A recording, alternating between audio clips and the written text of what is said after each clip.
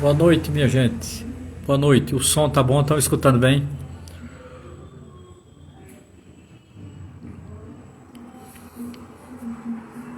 Muito boa noite. Espero que estejam escutando bem. Ótimo. Muito boa noite. Hoje a nossa live vai ser sobre o filme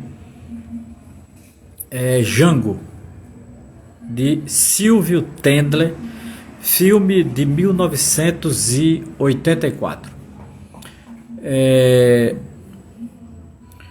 Veja, eu tenho feito desde janeiro deste ano, esse ano 2024, são 60 anos do golpe civil-militar brasileiro, né? 1º de abril de 1964, há 60 anos atrás, tivemos um golpe de Estado, que se tornou uma ditadura. Essa ditadura prendeu, essa ditadura torturou, essa ditadura exilou, essa ditadura assassinou e fez corpos desaparecer até hoje. Essa ditadura legou uma inflação terrível nos anos 80, essa ditadura concentrou renda, essa ditadura aumentou a corrupção desse país, e essa ditadura revelou um grupo de militares altamente entreguistas, não nacionalistas, liberais, capachos dos Estados Unidos e etc. Então, assim, eu não vejo absolutamente nada de valor na ditadura, no golpe militar de 64. Atrasou a democracia desse país em 20 anos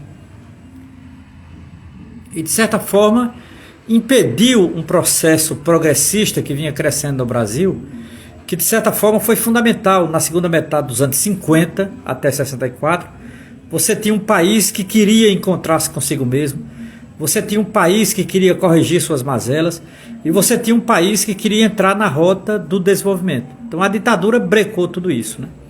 Então eu acho que é importante saber disso, né? E as lives que eu tenho feito 2 ou 3 noites por semana até abril serão todas voltadas para a ditadura militar, serão todas voltadas para a memória do golpe e serão todas voltadas para a memória de fatos históricos que estão ligados a esse golpe, que precisa ser lembrado, precisa ser recobrado e, acima de tudo, precisa ser refletido, né? E nós vamos utilizar vários recursos, como já utilizamos aqui. Nós já tratamos do caráter do golpe, nós já tratamos da história do golpe, nós já tratamos do papel da Igreja Católica em relação ao golpe, a Igreja Institucional, nós já tratamos de Dom Helder Câmara, nós já tratamos de Frei Tito e o golpe militar e a ditadura e a tortura, nós já tratamos do tema da tortura, nós já tratamos de alguns filmes. Por exemplo, nós já tratamos do filme de Eduardo Coutinho, que também é de 1984, né? Nós já tratamos do teatro, né? Principalmente o teatro de Gianfrancesco Guarnieri. Nós já tratamos da televisão e ainda temos que tratar da música, né? No campo da música nós tratamos apenas de Taiguara, mas a ideia é fazermos para a semana uma live sobre a obra musical de Chico Buarque de Holanda e a ditadura, e a obra de Caetano Veloso e a ditadura. Então, assim, a ideia é manter acesa a chama da memória, manter acesa a questão de recobrarmos a memória, né? Nesse ano, que são 60 anos do golpe de 64, eu tenho feito essas atividades. Tenho indicado livros sobre a ditadura. indicado livros sobre a ditadura, indicado artigos de jornal e revista sobre a ditadura. Tenho indicado filmes sobre a ditadura, indicado romances sobre a ditadura, indicado trabalhos de pesquisa sobre a ditadura, tanto no Brasil como na região do Nordeste. Então, assim, a ideia de fato manter essa experiência de fazer lives voltados para o tema do golpe de 64 e a ditadura, para quem interessar possa, né? Aqui no Instagram, aberto para quem interessar possa. Então hoje a live vai ser sobre um filme que é fundamental, né? Um filme importantíssimo nesse momento, e acima de tudo na década de 80, porque é um filme de 1984, que vai tratar da figura de Jango. Então, assim, Jango aqui é João Goulart, o presidente que foi deposto em 1964, né? João Goulart era do PTB. João Goulart foi uma figura que alçou a política no Rio Grande do Sul pelas mãos de Getúlio Vargas. João Goulart, que nasceu em São Borja como Getúlio Vargas. João Goulart, que foi deputado estadual, presidente do PTB nacional, ministro do governo Vargas, vice-presidente de Juscelino, vice-presidente de Jânio Quadros e depois presidente da República, né? Uma figura que teve uma carreira meteórica, né? Não era um revolucionário, não era um marxista, não era nenhum bolchevique, longe disso, longe disso. João Goulart era um fazendeiro, um estancieiro, como diz no Rio Grande do Sul, né? Mas era um homem de boa vontade. Eu acredito em João Goulart. Era um homem de boa vontade, era um homem progressista, não era um reacionário, não era um homem que queria o mal do Brasil.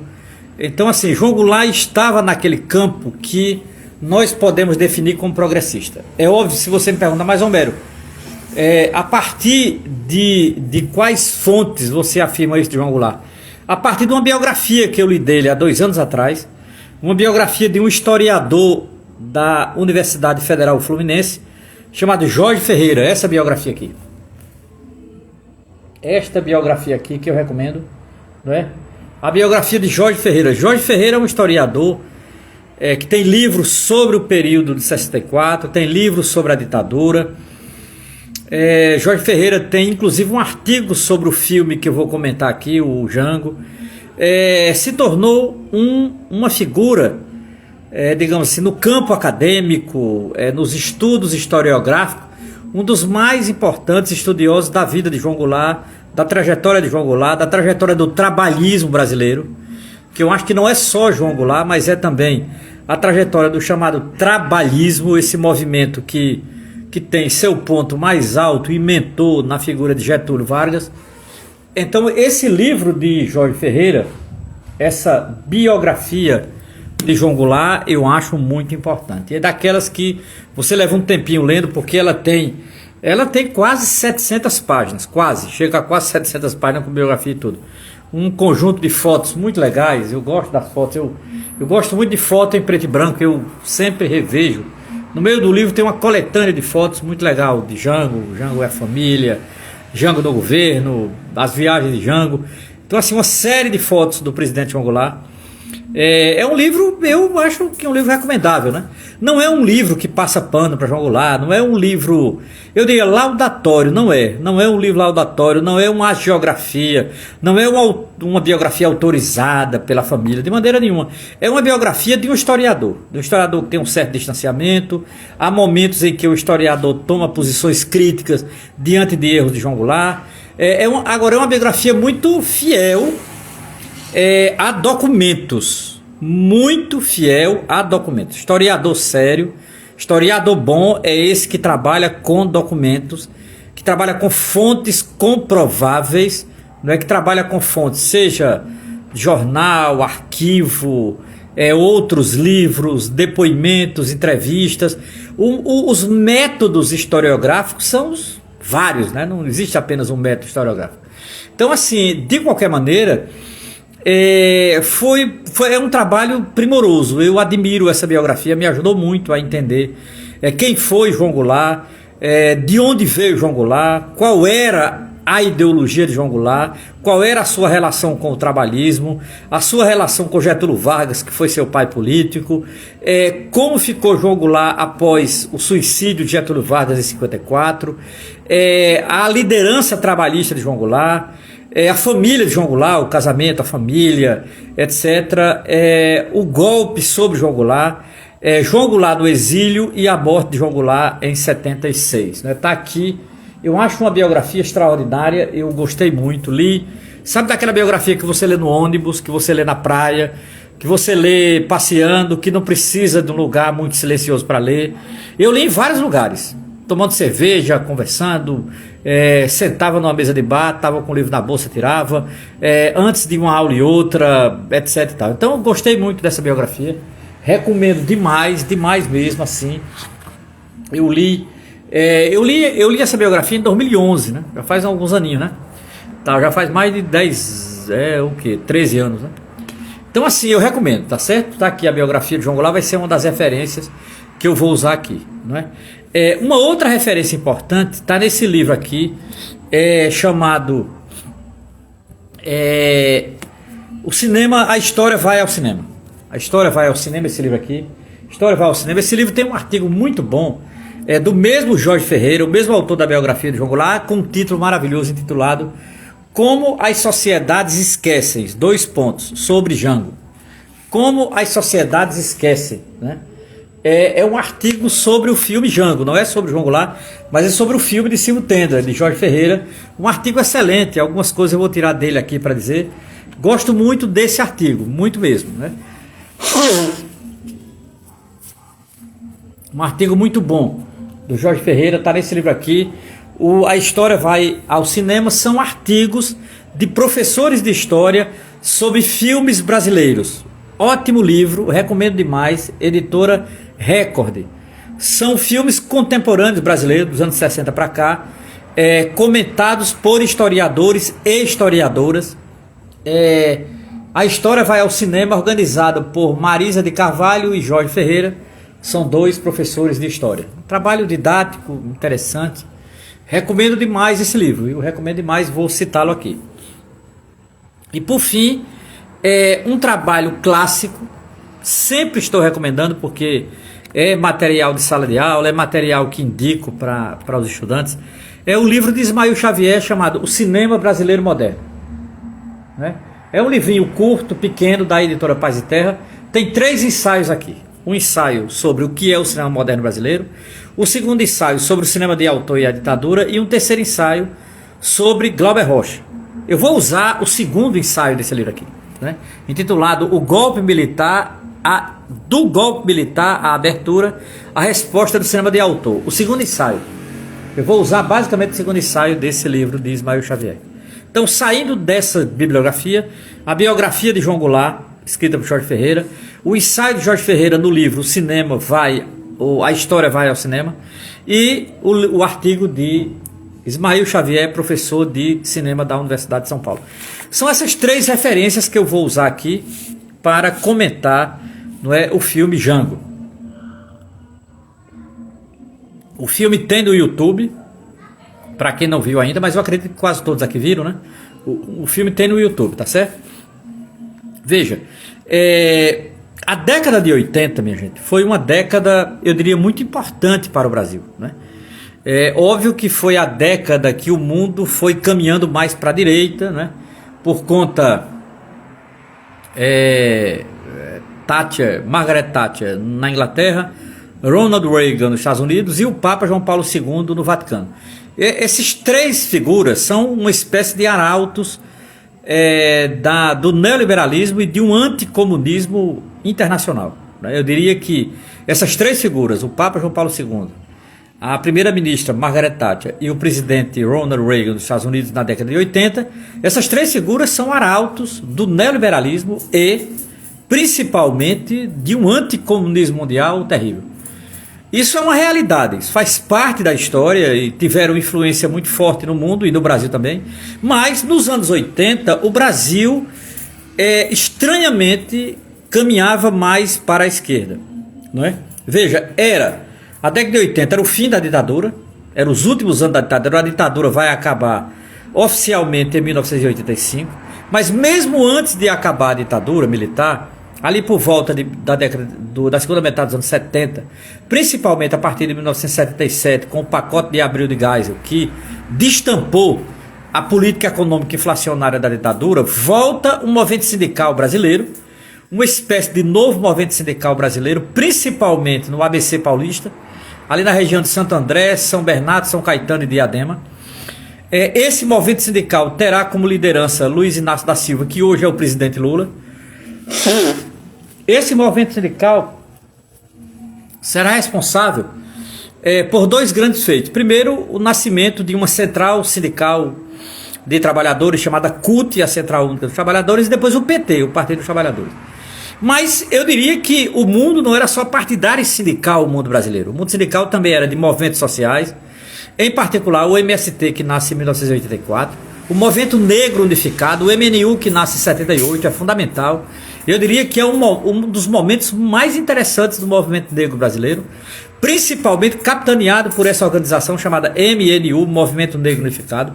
Foi um momento importante também dos homossexuais brasileiros.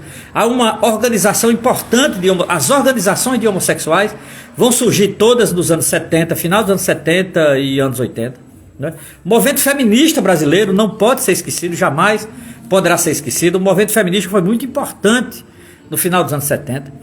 Então, assim, foi um momento ali, quando entramos ali por volta de 1980, 81, foi um período em que movimentos urbanos e movimento rural retomavam seu trabalho, e foi um momento muito importante também da Igreja Católica com a chamada Teologia da Libertação.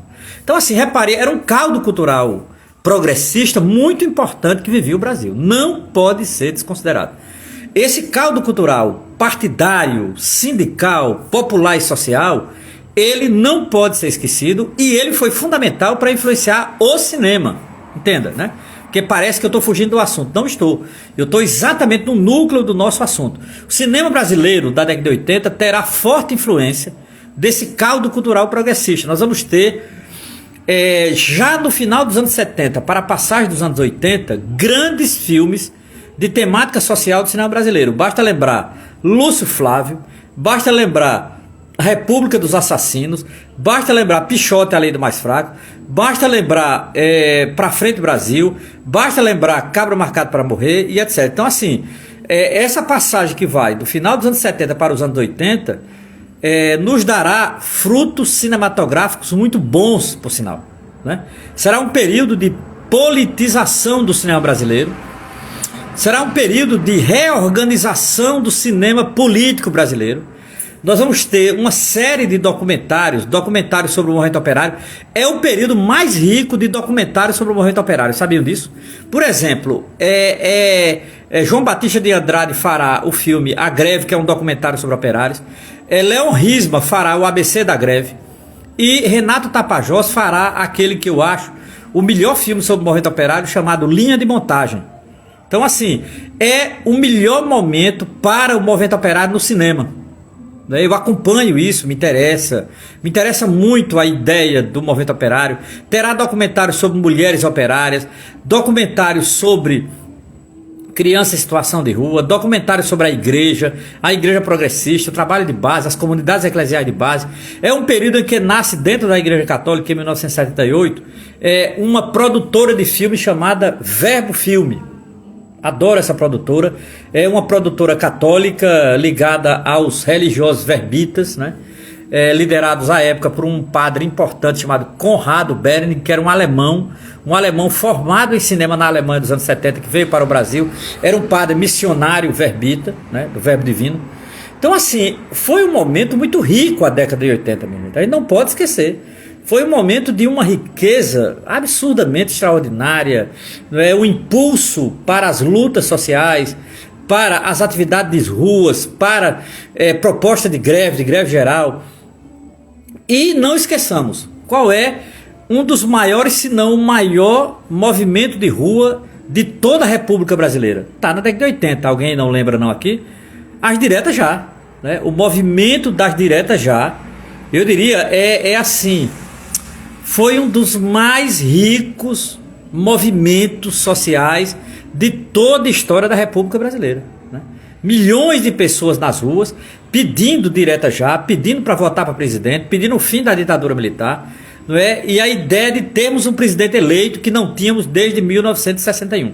Então, assim, era fundamental naquele momento você ter essa percepção do que eram as organizações sociais na década de 80, minha gente. Importantíssimo, né? Então você tinha movimento de homossexuais, movimento negro, movimento operário, movimento camponês, movimento sindical, não é? A esquerda católica, a esquerda protestante, o movimento protestante se refrigerando e assumindo posições progressistas.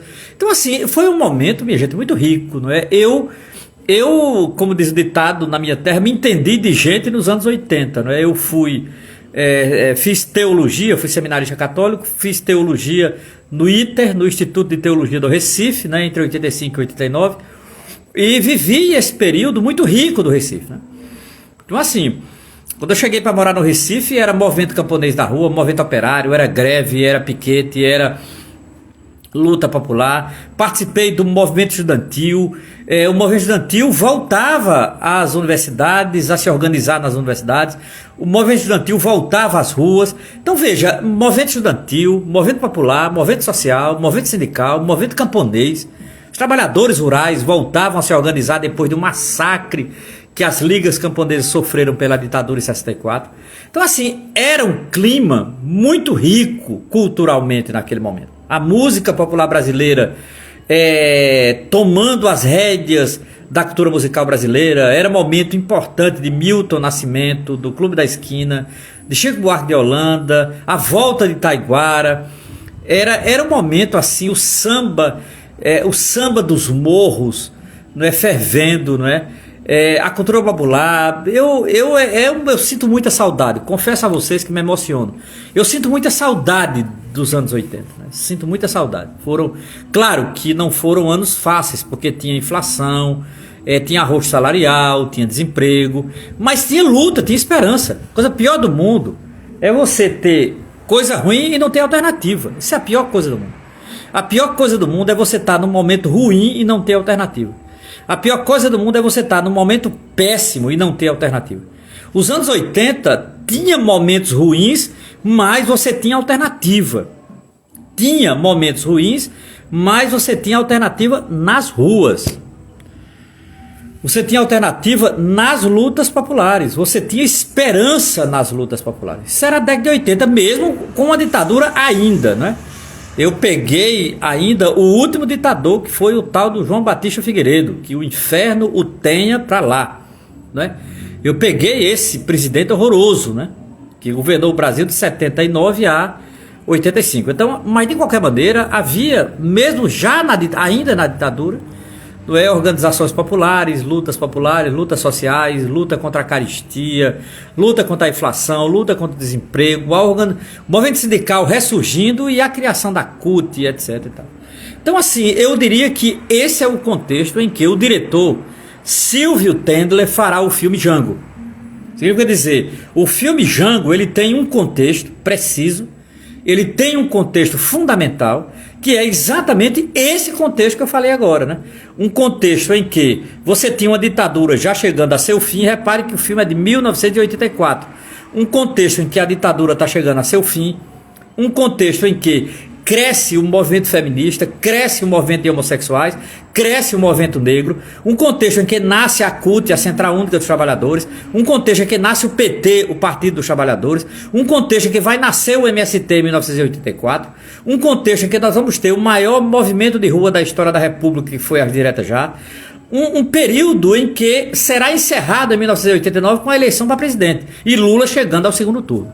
Então, assim, foi uma década de 80 muito importante para o Brasil. É claro que o mundo não estava tão antenado assim com o Brasil, não é? O mundo era governado por Margaret Thatcher de um lado, Ronald Reagan por outro e o Papa João Paulo II bombando lá na Itália.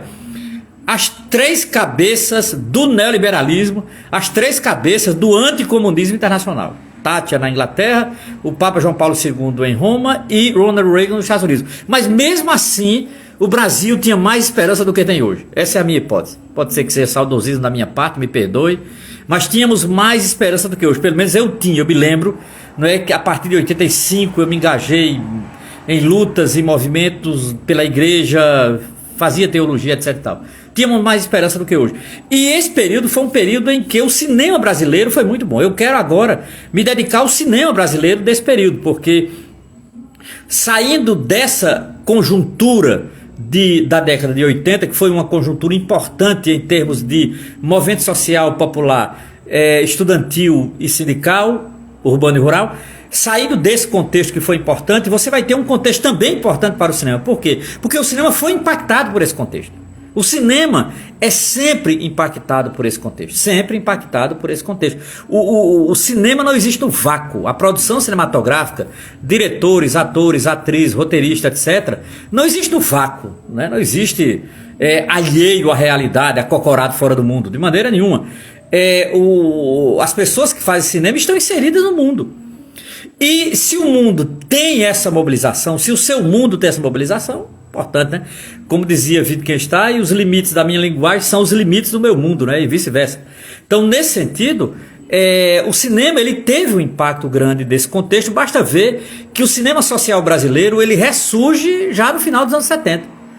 Né? Ali entre 77, 78 até 89, nós vamos ter em torno de um pouco mais de 10 anos um cinema brasileiro que viverá uma profunda presença social nesse solo, em termos de documentário, em termos de ficção, em termos de longa, curta e média metragem. Então, assim, para se ter uma ideia, só de memória, eu nem anotei aqui, mas para quem quiser entender esse cinema desse período, o livro de Ismael Xavier é perfeito.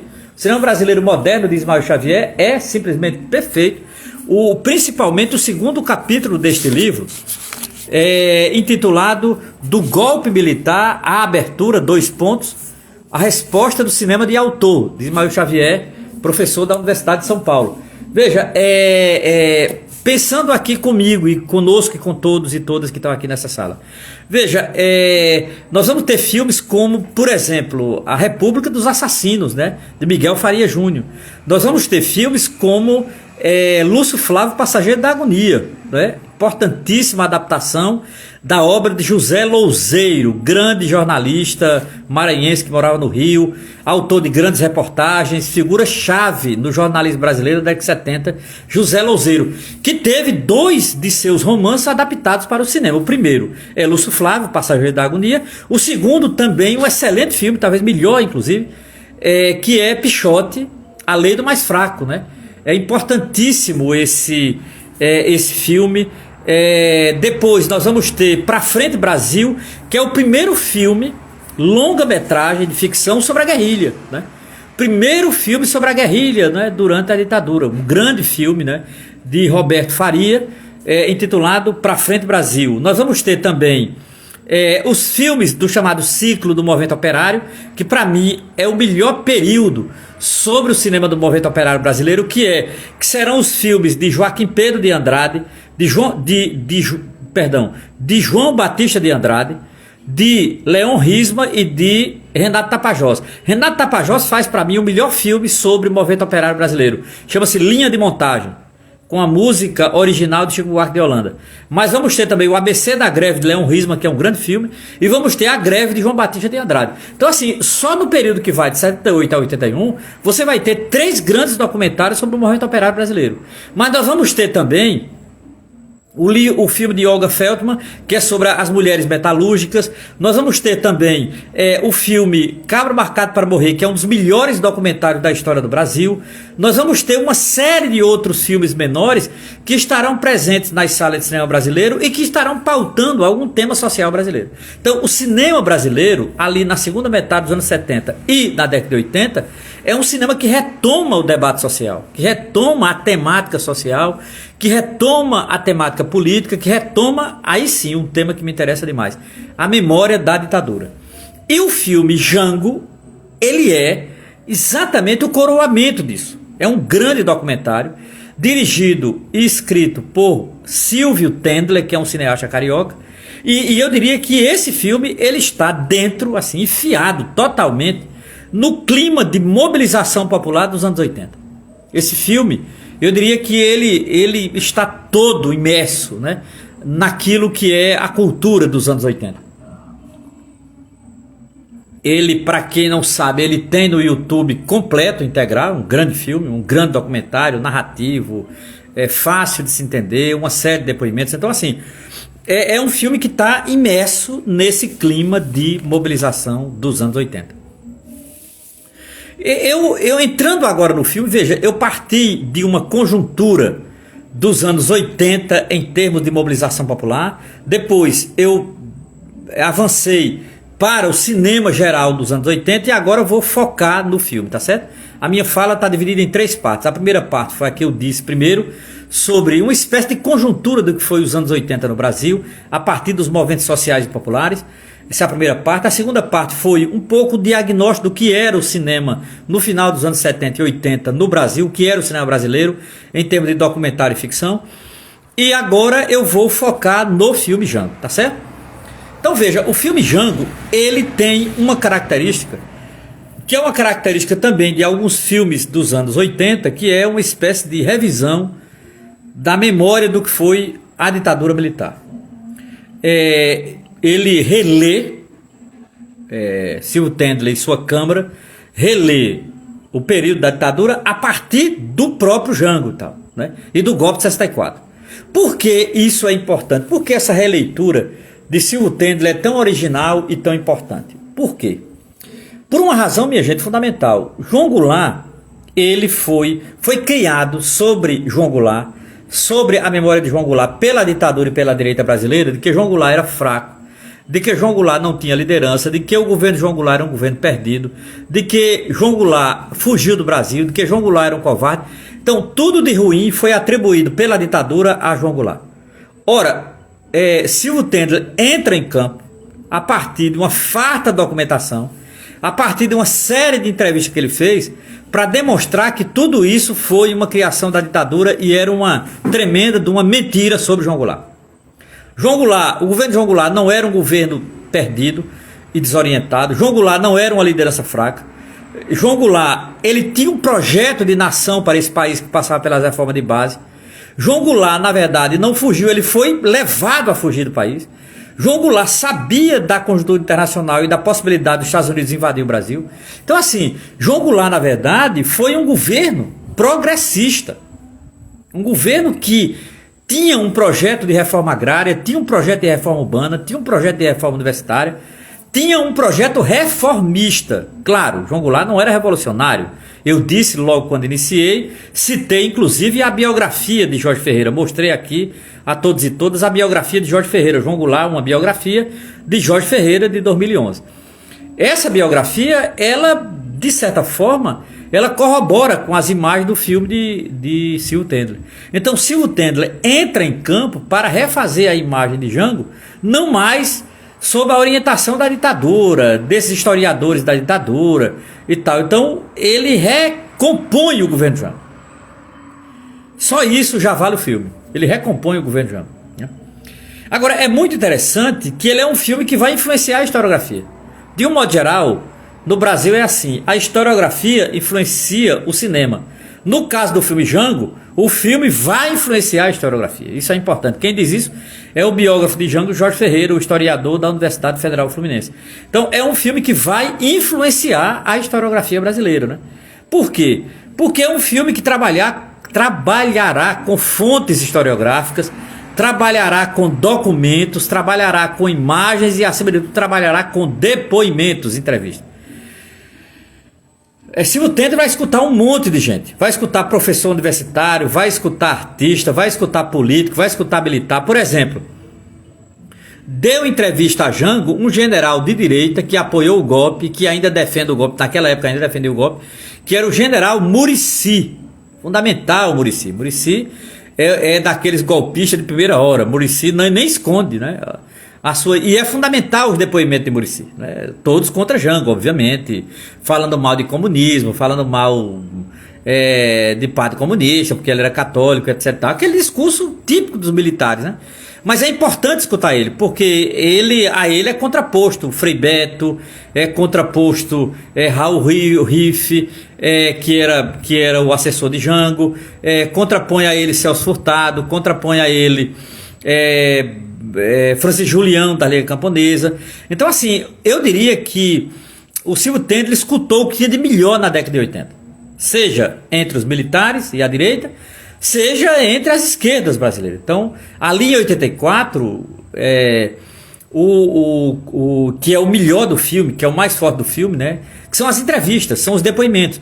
E o Silvio Tendler escutou o que tinha de melhor naquele momento. Fundamental a maneira como Tendler fez um recorte, né, de pessoas para escutar pessoas que viveram o governo Jango, né, como Almino Afonso, né? Então, assim, pessoas que trabalharam com Jango, conheceram o Jango, foram confidentes de Jango, apoiaram o Jango até o final, entenderam a fuga de Jango do Brasil, entenderam por que ele teve que sair do Brasil. Então, assim, ele escutou todo mundo, que na época estava vivo ainda, a maioria já está morto, né?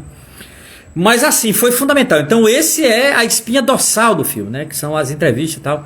Eu acho isso muito importante porque são testemunhas orais, são testemunhas oculares, são testemunhas que deram fé daquilo que viveram, né? Mesmo que haja contradições, divergências, né? É evidente que isso é importante, porque tiveram muitas divergências sobre aqueles acontecimentos antes, durante e depois de 1964. Mas o filme tem imagens extraordinárias. O filme começa com aquelas imagens extraordinárias de João Goulart na China e depois na União Soviética, né? Que é para associar ele ao comunismo, aquela coisa toda, né? João Goulart estava na China quando, em 1961, no final de 61, o tal do Jânio Quadros renunciou. Então, assim, é muito interessante, não é, esse acompanhamento, porque ele acompanha desde a renúncia de Jânio. O filme já começa com a renúncia de Jânio e João Goulart como vice-presidente fazendo uma missão diplomática na China, né? Na China Popular Socialista de Mao Tse Tung. Então, assim, isso é muito interessante, começar ali, né, e evoluir 61, 62, 63, 64. A primeira coisa que o filme prova pra gente é que Jango governou todo o tempo, os 3 anos que ele governou o Brasil, governou sob o horizonte do golpe, governou sobre a possibilidade do golpe, governou sabendo que tinham militares traíras, governou a qualquer momento sabendo que ia ter um golpe. Então foi um governo que já foi desestabilizado na sua base, né? Então, assim, não dá para culpar João Goulart, porque a desestabilização do governo já começava antes mesmo do governo assumir, não é? A direita católica, que era maioria na igreja naquele momento, acossou o governo, né? Essa coisa das marchas, né? Em final de 63, as marchas com Deus e pela família e tal. Eu vou fazer uma live só sobre essas marchas malditas. Importante saber como a direita católica se posicionou perante o golpe, né? Eu vou fazer uma live futuramente sobre as marchas e sobre a TFP e as marchas e o golpe de 64. Então, assim, essa geração católica apoiou o golpe, os protestantes apoiaram o golpe, e também a desestabilização nas Forças Armadas, né? Um movimento sindical, uma profunda crise, a CGT, uma profunda crise. Então, assim, eu diria que entre 61 e 64 o Brasil viveu todos esses anos uma profunda estabilidade, né? E o filme demonstra isso, né? O interessante é que o filme acompanha depoimentos de pessoas que viveram aquele período e que, de certa forma, apontam para essa instabilidade, né? Para esse momento, não é, de uma profunda, não é, instabilidade. Uma outra coisa que chama a atenção desse filme é que esse filme ele se filia muito bem numa tradição de cinema que eu pessoalmente adoro, eu gosto muito, que é o chamado cinema e história. É uma área que me interessa muito, a relação entre cinema e história e cinema. Que tem origem num grande historiador francês chamado Marc Ferraud. Marc Ferraud tem um livro absolutamente fundamental chamado História e Cinema, dos anos 70. É uma das referências para mim, né? Mas claro que não parou em Marc Ferraud, né? Mas Marc Ferraud foi uma referência, né? Em termos de cinema e história. Ora, o que é essa área, né? É o seguinte, é trabalhar filmes a partir de uma perspectiva historiográfica. né? É trabalhar filmes a partir de uma perspectiva espaço-temporal. É trabalhar filmes como se fossem documentos da história. Isso me interessa muito, muitíssimo. Tá? Então, o filme ele atende perfeitamente aos requisitos, né, da relação de cinema e história. Todos, eu diria, inclusive. Silvio Tendler tem plena consciência nisso. Eu até acho que Silvio Tendler é formado em história. Porque Silvio Tendler tem uma maneira de filmar, tem uma maneira de fotografar muito historiográfica. Isso é uma característica deste diretor carioca chamado Silvio Tendler. Ora, o filme ele tem um objetivo absolutamente fundamental, que é desconstruir a versão dos militares e a versão dos que triunfaram na história depois do golpe, que era manchar a imagem de Jango, era macular, não é, a imagem de João Goulart, que era queimar João Goulart, né? João Goulart pusilânime, fraco, sem liderança, covarde, etc e tal, só porque ele não instigou a população a pegar em arma para combater os militares. Primeiro, João Goulart não podia fazer isso, ele não tinha a menor condição. Segundo, o esquadra americana estava esperando que ele fizesse isso para invadir o Brasil. E terceiro, havia uma divisão muito grande nas Forças Armadas, a maioria tendia para o golpe. Então João Goulart sabia de tudo isso, né? E ele queria evitar derramamento de sangue, principalmente de sangue civil. Esse era o objetivo de Jango. Então não tinha condição de reagir naquele contexto, porque o golpe foi preparado bem antes de 64. Né? E tinha apoio na população civil, isso é que é fundamental. E eu diria que essa é a maior frustração de Jango, essa foi a maior frustração de Jango. O golpe teve apoio na população civil, em particular na classe média brasileira. Classe média brasileira é golpista por natureza, né? Que coisa triste, que coisa vergonhosa. Então assim, Jango, o filme é para desconstruir essa imagem maculada pela ditadura e por setores da historiografia brasileira de que Jango era um covarde. Não é? O filme vai provar o contrário. Jango era um nacionalista, Jango era um trabalhista. Jango tinha um projeto de nação, minha gente. O discurso dele, no dia 13 de março, lá na Cinelândia, é um discurso maravilhoso, um discurso fundamental. Esse discurso está impresso, inclusive. Então, assim, João Goulart, ele tinha um projeto de nação, projeto desenvolvimentista. João Goulart não era revolucionário, João Goulart não era leninista, João Goulart não era marxista, João Goulart não era bolchevique. João Goulart era um reformista. João Goulart tinha um projeto de reforma, o máximo que ele tinha. Mas num país atrasado como esse, num país dominado por oligarquias malditas, dominado por uma classe dominante altamente predatória e escravocrata, ter um projeto desenvolvimentista já é ser revolucionário. Entre aspas, né? Num país como esse, ser reformista já é ser revolucionário, porque esse é o país em que as classes dominantes são muito cruéis e inclementes. E tem uma mentalidade escravocrata. As classes dominantes brasileiras nunca perderam a sua mentalidade escravocrata. Isso é um fato, está aí. Está aí o resultado, a gente está vendo isso ainda hoje. Tá? Então, nesse sentido, o filme de Silvio Tendler, ele era um filme que tinha, a partir desse depoimento, ele queria, a partir de depoimentos e material de arquivo, ele queria reconstruir, não é, o que foi o governo de João Goulart, o que foi o cotidiano do governo de João Goulart, quais eram as propostas do governo de João Goulart, não é, e de certa forma, o que tinha como intenção o João Goulart para o Brasil. Então, vendo, é interessante os depoimentos, né? Agora, tem uma coisa muito bonita no filme, que eu não sei se todos lembram, a trilha sonora. A trilha sonora desse filme é maravilhosa. Maravilhosa. Ela foi composta, originalmente, por Milton Nascimento e Fernando Brant. A trilha sonora é de Milton Nascimento e Fernando Brant. Eu acho muito bonita a sonoridade desse filme, os sons e tal. Não o som original de arquivo, de imagem, mas o som feito para o filme, né? É uma trilha sonora muito bonita, eu recomendo. Observem quando vocês verem o filme. Quem não viu, quando vê o filme, fique atento com os ouvidos à trilha sonora. E quem já viu deve lembrar e tal, não é? Eu acho isso muito importante, né? Milton Nascimento e Fernando Brant, uma dupla, né? Ou que dupla, né? Que dupla que deu certo, né, na música popular brasileira, né? E por fim, eu diria que esse filme, e é isso que me interessa muito, eu vou terminar com isso, me interessa demais, Esse filme, ele é uma grande contextualização do antes, do durante e depois do golpe. Extraordinário, não é? A contextualização desse filme, né? Antes do golpe, o filme começa em 61, né? E com avança para o golpe, depois o golpe, o durante o golpe, depois o pós-golpe, até a morte de Jango. Jango morre em 76, exilado, né? Foi o único presidente brasileiro a morrer no exílio, foi João Goulart. Ele morreu no Uruguai. Então, João Goulart, o filme acaba quando João Goulart morre em 76 e seu corpo volta para o Brasil para ser enterrado na sua cidade natal, em São Borja. Então, a contextualização desse filme é fundamental. Por que eu digo isso? Porque esse é um filme que pode ser exibido para adolescentes, para jovens. Eu estou muito preocupado com a juventude brasileira, muito preocupado.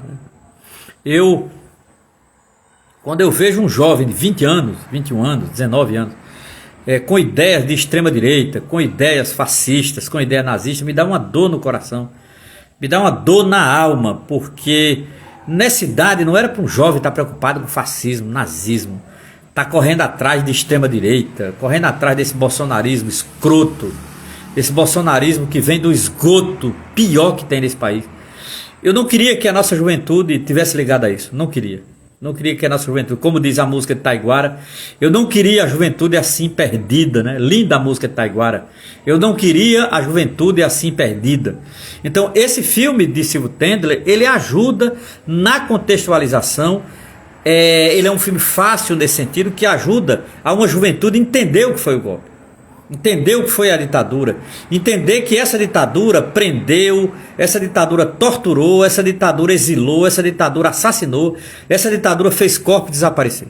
Isso era fundamental que a nossa juventude entendesse isso, para não apoiar militar, não apoiar ditador, não seguir ideias fascistas, não seguir ideias nazistas. Nós precisamos, minha gente, chegar a tempo para evitar que nossa juventude vá para a extrema direita. Como mais uma vez repito a grande música de Taiguara, eu não queria a juventude assim perdida. Eu atualizo Taiguara, eu não quero a juventude assim perdida, eu quero a juventude crente no futuro, eu quero uma juventude de sentido para a vida, eu quero uma juventude militando por democracia, eu quero uma juventude preocupada com seu país, eu quero uma juventude com um projeto de país, né, na mão e no coração, para que esse país tenha futuro. É isso que eu quero. E para isso precisamos de formação, de conscientização, precisamos de movimento social, precisamos de movimento popular, precisamos de memória. Repito, precisamos de memória para não deixarmos a nossa juventude se perder no fascismo. E esse filme é um filme que pode ser um auxílio nessa tarefa, né? O filme de Silvio Tendler é um filme narrativo, é um filme relativamente fácil, e é um filme que tem essa qualidade que eu disse no final, uma excelente contextualização do que foi os anos 60, o antes, durante e depois do golpe militar de 64. 2024, esse ano, 60 anos do golpe militar. Desde janeiro eu tenho feito lives nos finais de semana, à noite, sobre temas relativos ao golpe de 64. Já fiz live sobre o caráter do golpe, sobre a história do golpe. Já fiz live sobre a Igreja Católica e o golpe militar. Já fiz live sobre Dom Helder Câmara e a ditadura, sobre o Frei Tito e a ditadura. Já fiz live sobre Taiguara e a resistência à ditadura. Já fiz live sobre o teatro e Guarnieri, o teatro de João Freitas Guarnieri e a ditadura. Não é? Já fiz live sobre o teatro em geral.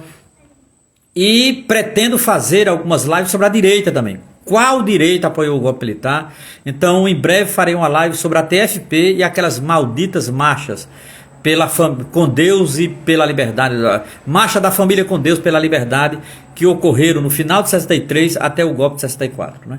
Então, assim, a ideia é fazer essas lives com um simples objetivo: recobrar a memória do golpe, né? Tentar ver se a gente influencia nesse debate da memória, nessa disputa da memória, nessa guerra cultural sobre a memória, e principalmente nesse campo, né, de batalha das ideias e tal. Não podemos perder a nossa juventude para o fascismo. Não podemos. Deve ser uma tarefa de todo ser humano progressista desse país, de todo ser humano de esquerda desse país. Não podemos perder a juventude para o fascismo. Isso é uma meta absolutamente fundamental. E o filme de Silvio Tendler ajuda. E compreender o que foi o governo Jango ajuda. Entender o que foi a trama política em 64 ajuda. Entender o que foram esses malditos militares ajuda. Entender qual é a das classes dominantes desse país ajuda. Entender que o nosso papel não é colaborar com as classes dominantes. Entender qual o papel dos movimentos históricos do combate ao golpe, seja o movimento sindical, popular, social, o movimento camponês. Então, nesse sentido, é fundamental recobrar a memória do golpe. Estamos nessa guerra, né, cultural terrível, em que a direita tem ganhado terreno, em que a direita está nas redes sociais, em que a direita está nas redes digitais, em que a direita está se organizando, formando, estudando, em que a direita tem um projeto de tomar o Estado de novo desse país, em que a direita não vai parar. Não é porque Bolsonaro vai ser preso que ela vai parar. Bolsonaro é preso, mas o bolsonarismo continua, porque é um momento em que cresce as ideias e as práticas fascistas no mundo, não é no Brasil só, no mundo, né? E cabe-nos estarmos atentos e fortes. Atentos e fortes. Agradeço a todos e todas a paciência de chegar até aqui. Em breve teremos outra live sobre os 60 anos do golpe de 1964. Desejo a todos um bom final de semana. Grande abraço e até a próxima, minha gente. Sigamos.